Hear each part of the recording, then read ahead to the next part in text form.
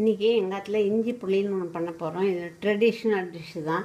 பொங்கலுக்கு கல்யாணத்துலலாம் பண்ணுவா. இது வந்து ரொம்ப ஈஸியாக தான் இருக்கும், ரொம்ப டேஸ்டியாக இருக்கும். கொஞ்சம் எண்ணெய் நிறைய விட்டு பண்ணி வச்சுருந்தா 2-3 நாளைக்கு இருக்கும். இதுக்கு வேணுங்கிற பொருள் பார்த்திங்கன்னா, பச்சை மிளகா ஒரு 10 சின்ன சின்ன அடுக்கி வச்சுருக்கேன். வெள்ளை எள் அதை வந்து வறுத்து வச்சுருக்கேன், அதை பொடி பண்ணிக்கணும்.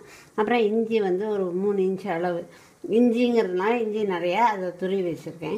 புளி வந்து ஒரு நெல்லிக்காய் அளவு கரைச்சி வச்சுருக்கேன். தாளிச்சுக்கிறதுக்கு கடுகு, வெந்தயம், பெருங்காயம், வெல்லம், இதுதான் வேணுங்கிற பொருள். இது எவ்வளோ? எள் எவ்வளவு? எள் எவ்வளோ வேணால் போடலாம். 2 டேபிள் ஸ்பூன் போட்டால் நல்லா இருக்கும். சரி, இப்போ பண்ண ஆரம்பிக்கலாமா? எண்ணெய் விட்டுருங்க. எண்ணெய் ரிஃபைண்ட் ஆயில் விடலாம். நல்லெண்ணெய் விட்டால் இன்னும் வாசனையாக இருக்கும். இப்போ வந்து எண்ணெய் விட்டு அதில் 1 ஸ்பூன் கடுகு, 1 ஸ்பூன் வெந்தயம், கொஞ்சோண்டு மஞ்சள் தூள் போட்டிருக்கேன். இந்த கடுகு வெந்தயம் வெடிக்கணும். ஓகே, வெடிச்சிடுதா? இன்னும் வெடிக்கலையே.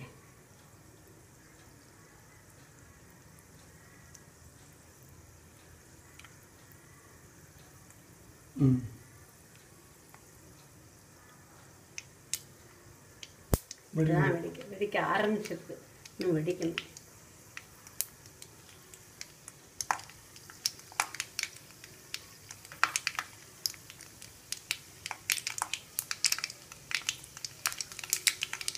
இப்போ வெடிக்கிறது. இதில் இந்த பச்சை மிளகாயை போட்டுருங்க. பச்சை மிளகாயை போட்டு நல்லா பச்சை மிளகாய் வந்து வெள்ளையாக ஆற வரைக்கும் அந்த இதுவே இருக்கக்கூடாது, நல்லா வதங்கணும். பச்சையாகவே இருக்கக்கூடாதா? ஆமாம், அது வெள்ளையாகிடும். ஆயிடுமா அது? அது இந்த மாதிரி ஆகும்போது வெள்ளையாகவே ஆகிடும். பெருசில் இருக்கணும் ஃப்ளாம். இப்படி வேணாலும் இங்கோ அது பார்த்துக்கணும்ல, தீயாமல் பார்த்துக்கணும். அதுக்குள்ளே இந்த எள்ளை பொடி பண்ணி வெள்ளை எள்ளை ட்ரை ரோஸ்ட் பண்ணி வச்சுருக்கேன். அதை மிக்சியில் போட்டு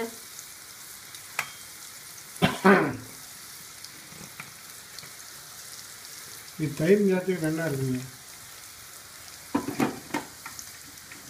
பொங்கல், உப்புமா,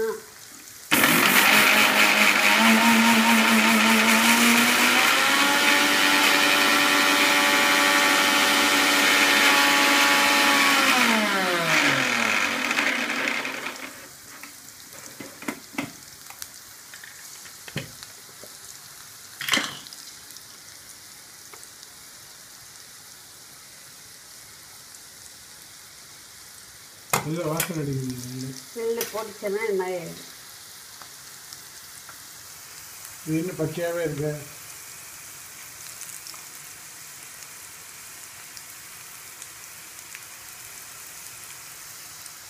எள்ளு பொடி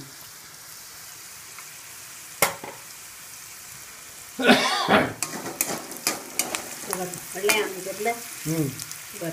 ஓகே, தெரியும்.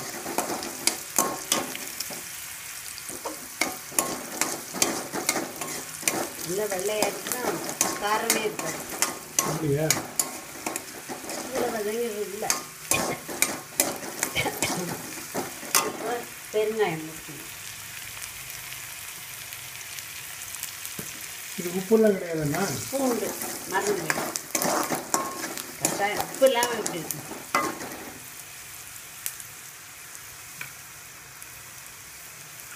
இப்போ புளியை ஊற்றணும். இது நல்லா வதங்கிட்டு பார்த்துக்கா நெடி அடிக்குது. மிளகாய் போட்டால் நெடி அடிக்கணும்.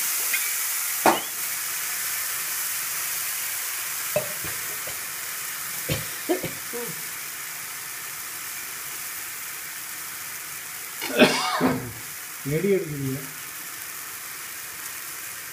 இப்போ புளி தண்ணி விட்டாச்சு. அப்புறம் தேவையான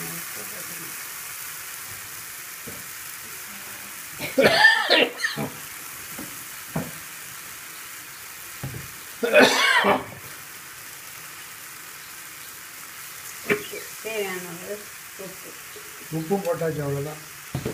எல்லாமே போட்டாச்சு. இப்போ இந்த இஞ்சியை போட்டு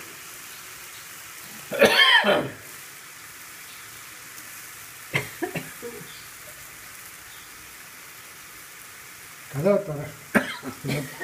இந்த கதவை கதவை கொல்ல கதவை.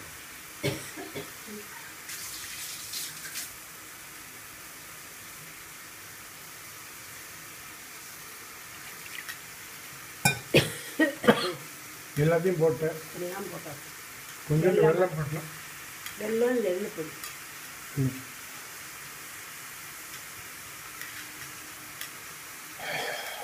உங்களுக்கு எவ்வளோ கன்சிஸ்டன்சி வேணுமோ அந்த அளவு புளி எடுத்துக்கணும்.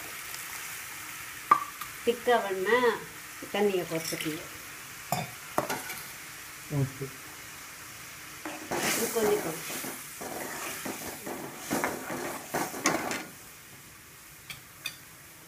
கொஞ்சோடனே வெல்லம். கொஞ்சோண்டு வெல்லம், அது ஆப்ஷனல். அது எங்காத்துல வெல்லம் நிறைய போடும். இல்லை வெல்லம் போட்டால் அது தூக்குங்கிறேன். இல்லை இதுக்கு வெல்லம் போட்டு பண்ணுறது வேண்டாம்னா கொஞ்சமாக போட்டுக்கணும். பட் வெல்லம் வாங்கி சொன்னார். அதுக்கு பொரிச்சோடனே இந்த எள்ளு பொடியே போடணும்.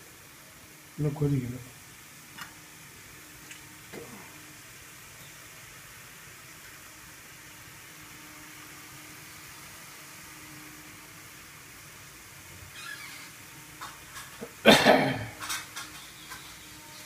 எனக்கெல்லாம் ஒரு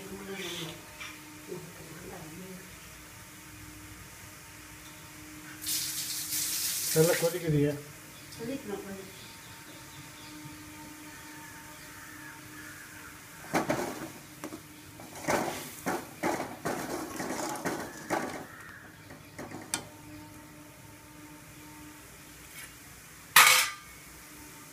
நல்லா கொதிக்குது.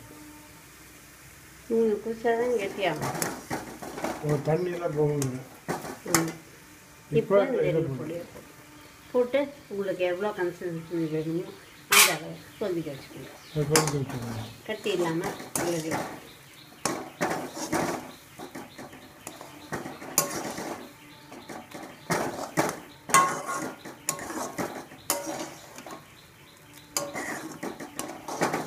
இது நல்லா உங்களுக்கு என்ன கன்சிஸ்டன்சி வேணுமோ எடுத்துக்கலாம். இதுதான் இஞ்சி பொடி. இஞ்சி பொடி இஞ்சி பொடி பண்ணி பாருங்க. ரொம்ப நல்லா இருக்கும். நிறைய நாள் வச்சுக்கலாம். ஒரு வாரம் வச்சுக்கலாமா? ஆமாம். இது எண்ணெய் விடுறதை பொறுத்து. எண்ணெய் விடுறது நல்லா கொதிக்க வைக்காது. சாதாரணமாக 2 நாள் வச்சுக்கலாம். நிறைய கொஞ்சம் எண்ணெய் விட்டேன்னா நல்லா கொதிக்க வச்சு கெட்டியாக்கி வச்சுட்டேன்னா பச்சடி மாதிரி இதை வந்து ஒரு வாரம் கூட வச்சுக்கலாம். ஃப்ரிட்ஜில் வைக்கணுங்கிறதே இல்லை. பண்ணி பாருங்கள். இஞ்சி பொடி ready. All the best. Thank you. அவ்வளோதானே? ஆமாம். வேறு ஏதாவது கிளினிக் இருக்கா? தேங்க்யூ. அவ்வளோதான். இஞ்சி பொடி.